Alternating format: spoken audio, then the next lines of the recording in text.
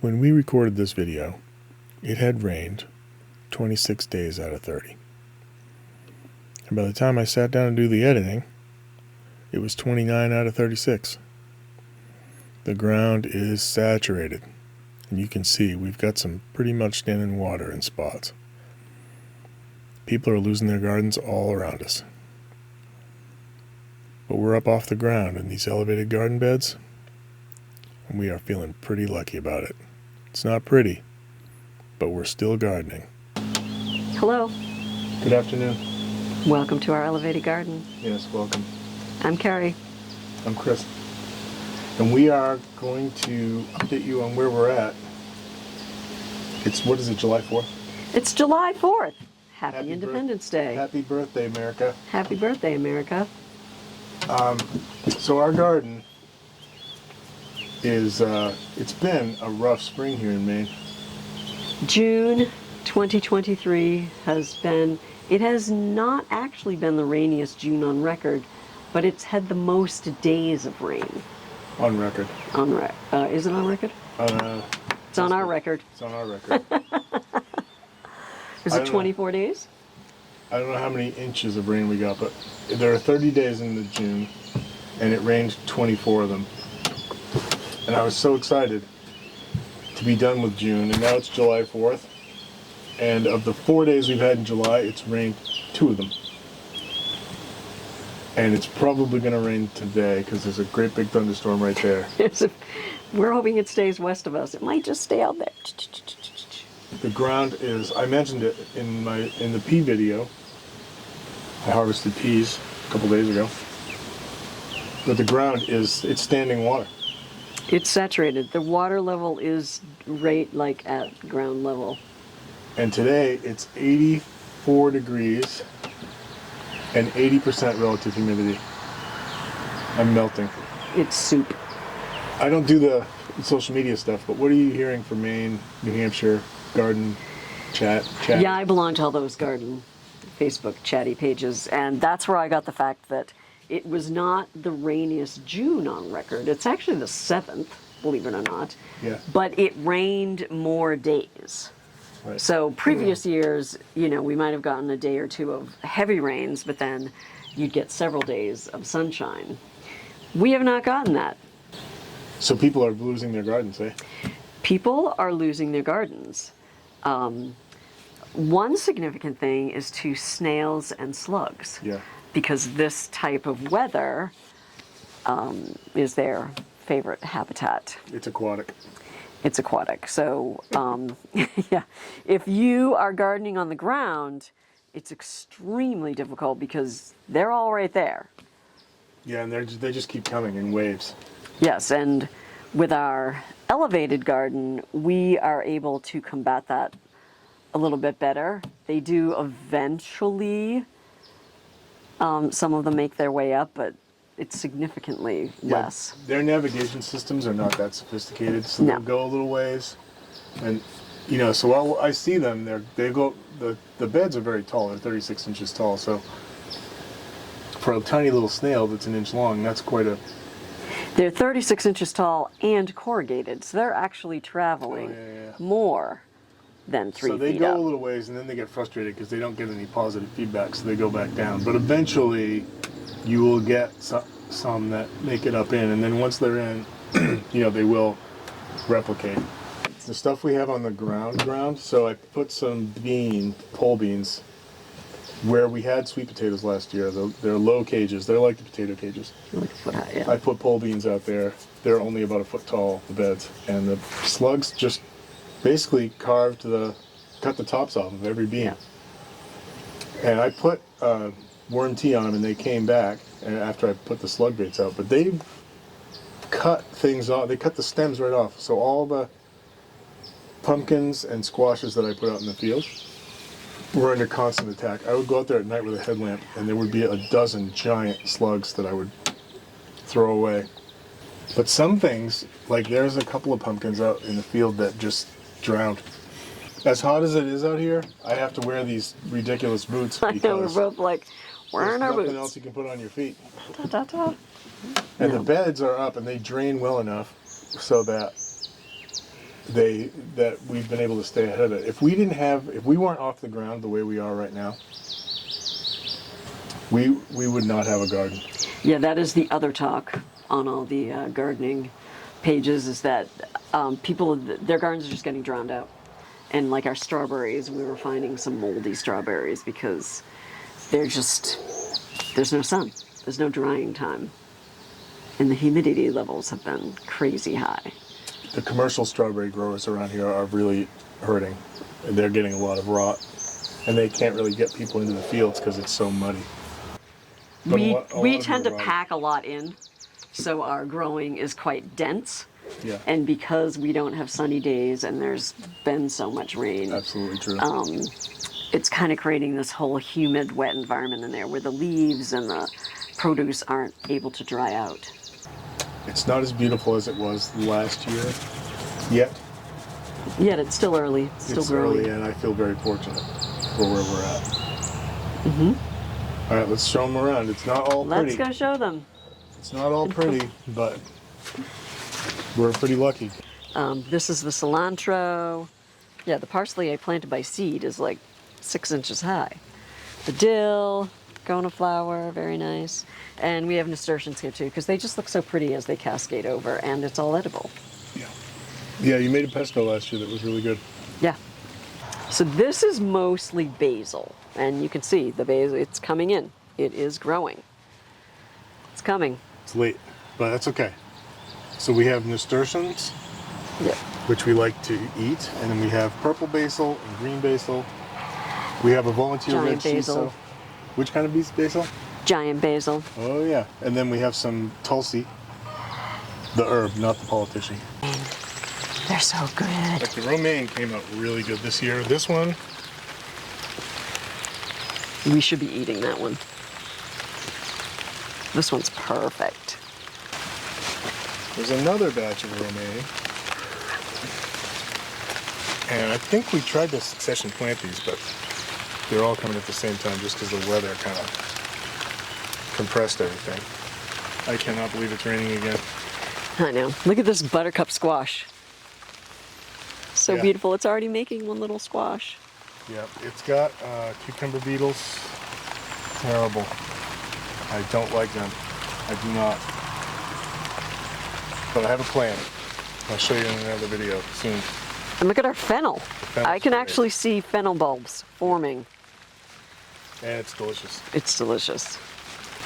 We planted our lettuce on the north side of the trellis because they actually don't like a lot of sun and heat. So they just have a little bit of filtered sun from all of our other stuff that's growing. And we've got the red mizuni, and the oak leaf is growing in the middle of it. I forget, honestly, what the name of the stuff is in the middle, but I don't love it because the lettuce is very soft and hard to manage. Yeah. And then we have some more of the red mizuni down here. We were trying to avoid that lettuce because we planted it last year and we did not like it. Well, last year it was called Four Seasons. This one has a different name. Yeah, the trade name's tricked us. The trade name tricked We us. fell back into it. But, I mean, it tastes good. It's soft, but it's Yeah. forming a little head. So this bed has Napa cabbage. And a friend of mine challenged me to grow it and said that it was impossible in Maine because it's too cold and then it's too hot. He says they always bolt. And so I planted, I think I had 6 or 8 of them. I had a green one and a red one. And look at that, they bolted. Now I think, in truth, they were on the edge of bolting as seedlings in the greenhouse. In fact, one of them did bolt as a seedling, and I cut it off, hoping I could manage it. No, it bolted. This one has a nice head on it. That it's getting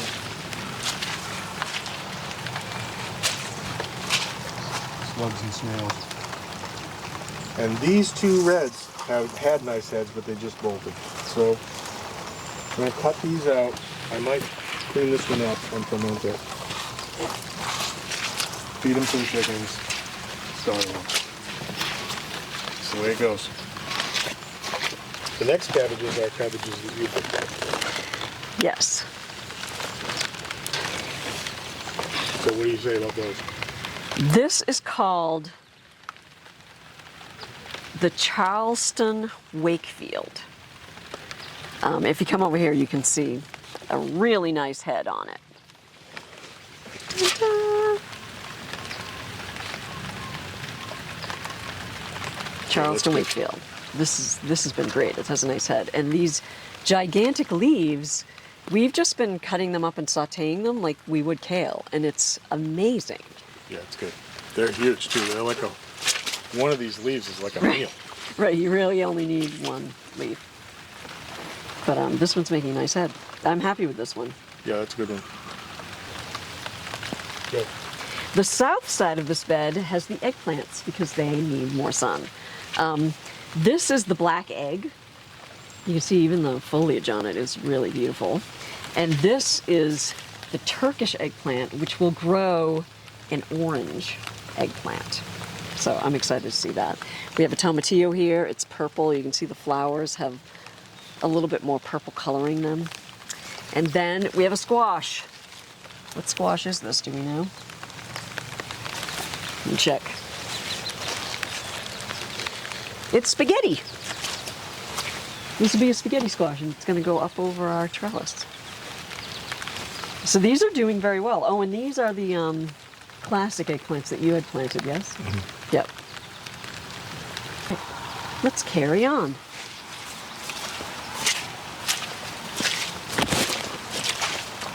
All right, these are our two biggest beds. And we have broccoli here, which we had some broccoli last night. This one bolted, and you know, sometimes it's nice to leave the flower because the bees really like to eat from it. And we have some cauliflower here. We have a couple of little heads. We should probably get to eating that. Little cauliflower. There's another one right there. There's another one. We have some more romaine. This is the crisp mint. I'm not sure why it's called this crisp mint because it doesn't have a minty flavor to it, but it's a winner. We love it. And the oak leaf, also a fantastic lettuce. And this is our purple Brussels sprout, which is a beautiful plant. We're going to have little Brussels sprouts growing in here. This will be, I think, the first year we've gotten Brussels sprouts after all the years we've tried. Don't know. All right, what's on this side? Oh, these are the green Brussels sprouts. Yep. So far, the purple's bigger. And this is Mizuna lettuce also that's starting to get past. We're going to eat that. Yeah, and the leaf beetles got us. We've had 3 pests this year. Leaf beetles, slugs and snails, and cucumber beetles so far. This is the magenta lamb's quarters. So pretty. Yeah, so last year we bought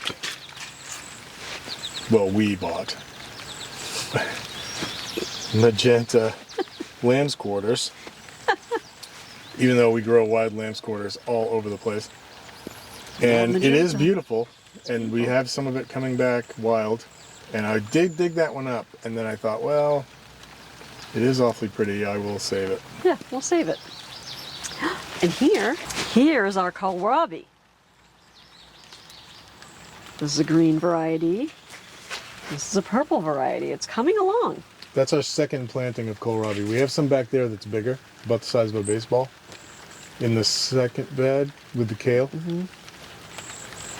So that's the second planting of kohlrabi, and we planted kohlrabi last year. It was really good. It's very, very good. And this is a yellow tomatillo. I can't wait to see what that comes. And then we have another squash to grow up over our trellis. Okay, so this bed is kale. And there's a squash down here. Is it a watermelon? No, this is cantaloupe.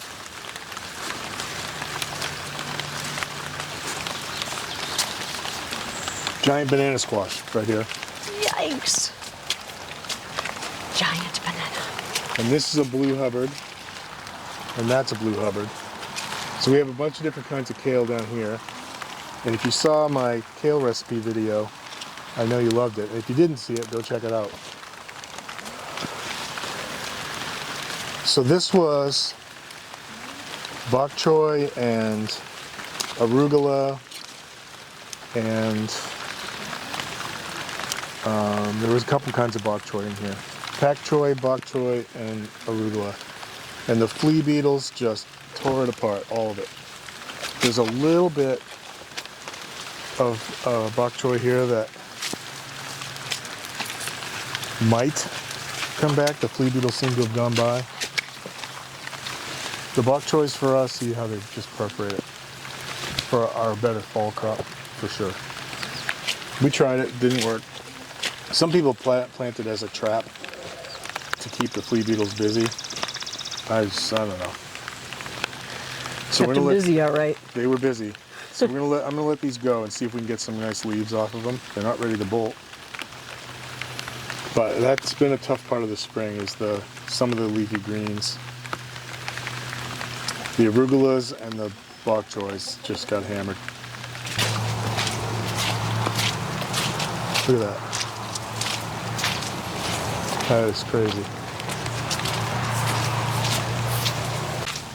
Okay, we're back. So this bed was sweet potatoes last year, and it was fine. We got some sweet potatoes out of it, maybe 10 pounds. It wasn't that great. So we moved those to a different place, and we put beans in it. But the slugs just cut them off. Just the whole top, cut the tops right off. And they also killed the cucumbers that we put in here. So we kept replanting beans. And then I put the worm tea to them, and then the beans that even didn't have any foliage on them came back. So now we get too many beans in here. But they're going up the trellis, so it'll be nice. There's 2 cucumbers, a tomatillo, and some pole beans. And these are the heirloom pole beans. Are these the Anastasia cave? These kind of dainty ones are those, yeah. The heavier leafed ones are the scarlet runners. Same thing on the other side, repurposed this bed. So tomatillo, okra, that's doing very poorly. The slugs are killing it. I put slug bait in here and it is working, but then it rains so hard that the slug bait washes away. I've been going through bags of it. So the only okra we have that's working is in the tall bed. There's 2 plants over there in the tall bed. But this will be a nice trellis. There's a cucumber there, and there's 1 cucumber that survived the slugs. And then the pole beans finally making a comeback. And the tomatillos, they're doing okay. Yep. So this is our edible flower bed, which was gorgeous last year. We're struggling a little bit to get it going, but it will catch up. I have calendula, nasturtiums. Forget what I planted in the middle. I have the seed packets inside. Yeah, so we've still got some things to fill in here, but it'll be a nice bed in July sometime. I know, I did. There are some beds that we did put seeds in that are not coming right up. I'm guessing this wet weather had something to do with that. Maybe. Here's our nemesis. Snails. Terrible.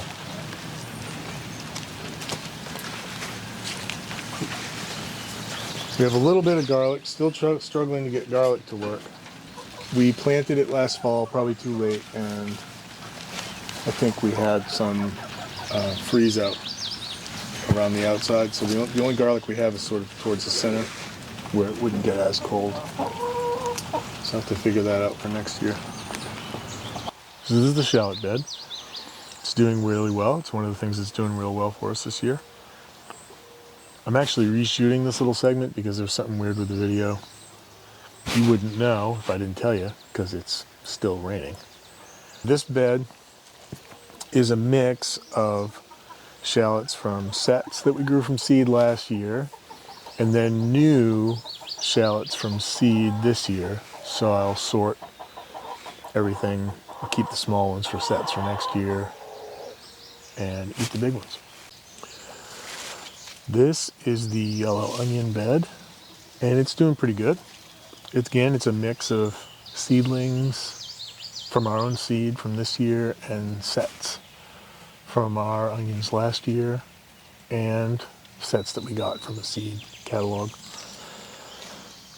So, looks pretty good. We'll get some seed. It's a nice big head of seeds over here. But we'll get some seed and some onions and feel pretty good about this. Are you sure? I can. I'm here. Yeah, can't see you. Here I am. Jerusalem artichokes, or sunchokes as some people call them. They're prolific. Yeah, you can't go wrong.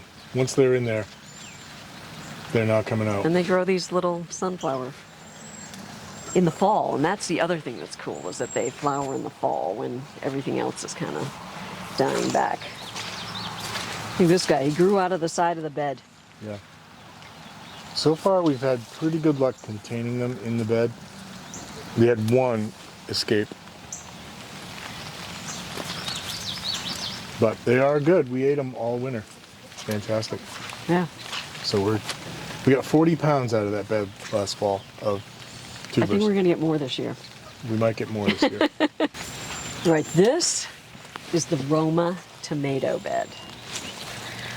Or as I like to refer to it, as my sauce bed. We planted 36 Roma tomatoes in here. This lovely flower is a parsnip that we didn't harvest last year, and it wintered over, and then it's gone to seed, and it's so pretty. And at the end, there's a couple of cherry tomatoes. So we just grow those right at the end. But look at this. These Roma tomatoes have completely taken off. Yeah. They really filled in. I'm surprised with all the rain and not so much warm, sunny days. We potted them up once, and not very big pots either. They were 3-inch pots. We potted them up once in 3-inch pots, and then trimmed the stalks up about 6 inches, and then buried them right up to their necks. Yep. And they sat still for about a week and then exploded. And I went through here sitting on a bucket and trimmed out all this undergrowth so they'd have airflow. That was an onion. And I think I have to do it again. It's a little dark under there. But there are already some tomatoes. There's a few right here. Yep. I don't know if you can zoom in and see that. Here's some tomatoes. 1st of July, we had tomatoes. July Well, 4th 1st, of July, we've we'll got say. green tomatoes, and there's lots of blossoms. We planted the Roma tomatoes on both sides, north and south, because they're plants that grow up at the same speed and same size, so they're not really shading each other out. So these are chili peppers, and as I recall, these are Massivo Hatch Hot. I think my favorite cooking pepper is the Hatch pepper. Hatch Hot, Hatch medium. Hatch Medium, and Hatch Mild. So we should get a good batch of chili peppers for the year. And then we have, this is some heirloom tomato. I can tell you what that is. What I think it's the Sart Rolois. Yep, Sart Rolois, which is And yellow with a black splash. It's 4 feet tall. That is an indeterminate tomato. Yes. And this is the yellow tomatillo. Yep. And then over here we have carrots, Carrots. parsnips, and beets.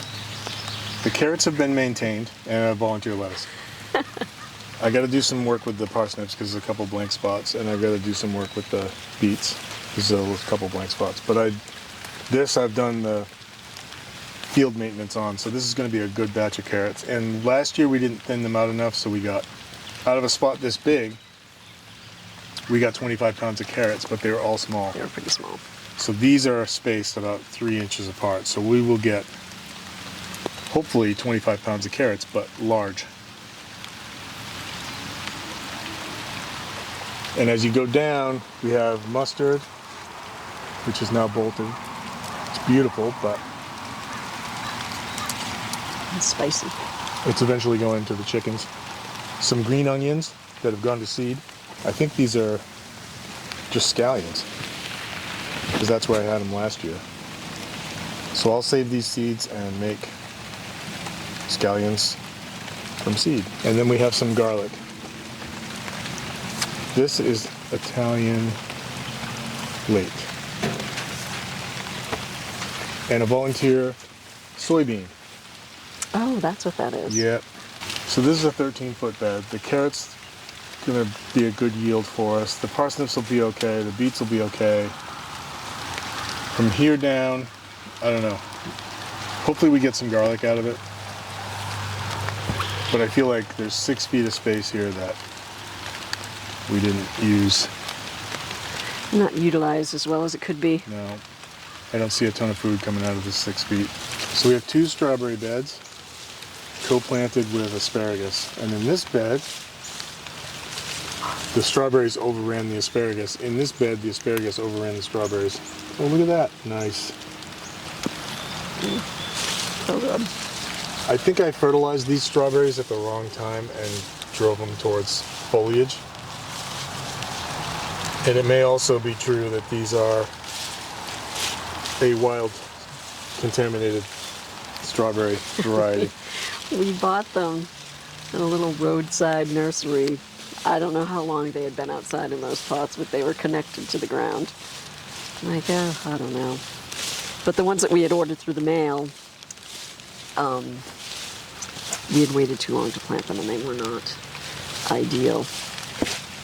Yeah, we had trouble with our rootstock strawberries, so we were short. And those really look like wild strawberries to me. This bed, definitely nice big strawberries. We have some June bearing and some everbearing in here. And if we didn't have so much rain, we would have got a lot more strawberries. We probably got a half a gallon, probably total, of strawberries. Yeah. Over like 3 pickings. And this is only the second year. So Yeah. that's really good. And there's also some leeks in here. So yeah, they're pretty good. They went in as seed last year, or seedlings. And now they're about as big around as my finger. And I'm hoping in the fall I'll be able to take some leeks out and make nice soup. Now we're shooting a video in the rain. Because we have no choice. It just keeps raining. Yeah. It's not going to stop raining, people. It's just raining. Yep. So in this bed, I'm doing the same thing I did last year. This bed was not very productive because I did the same experiments last year that I did this year. So what we have here are 2 artichokes. I'm going to try again to grow artichokes. An okra. Another okra. So these okras were not killed by the snails like the other ones closer to the ground were. There's 2 celerex. And then a chili pepper called McMahon's Bird. It's an heirloom. It's a small pepper.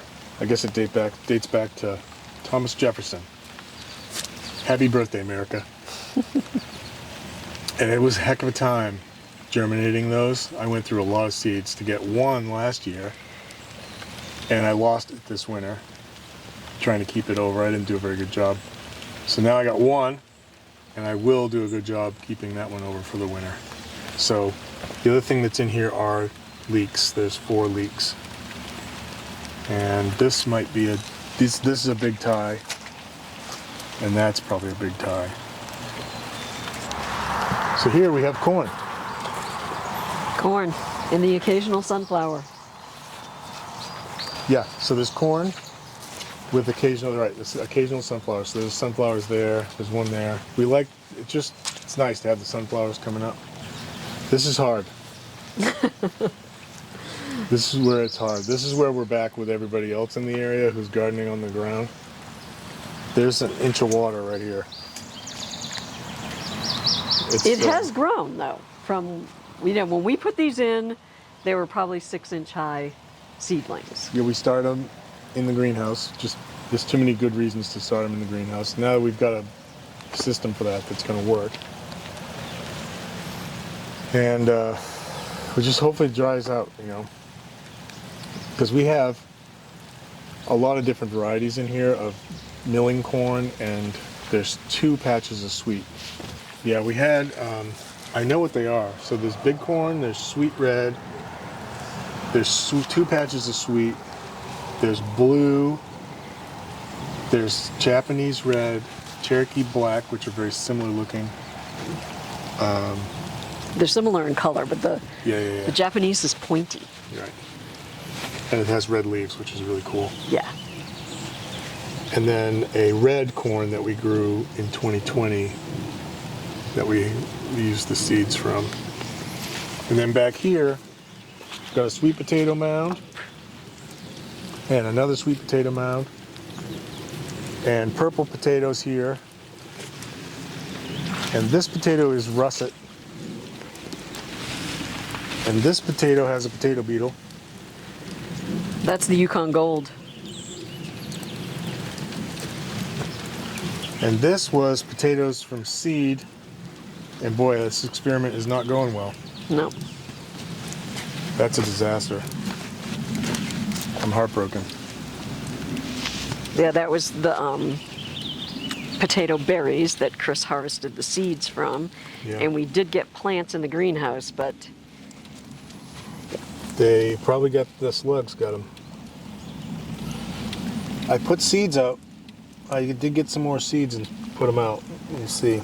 We'll see. It's still early.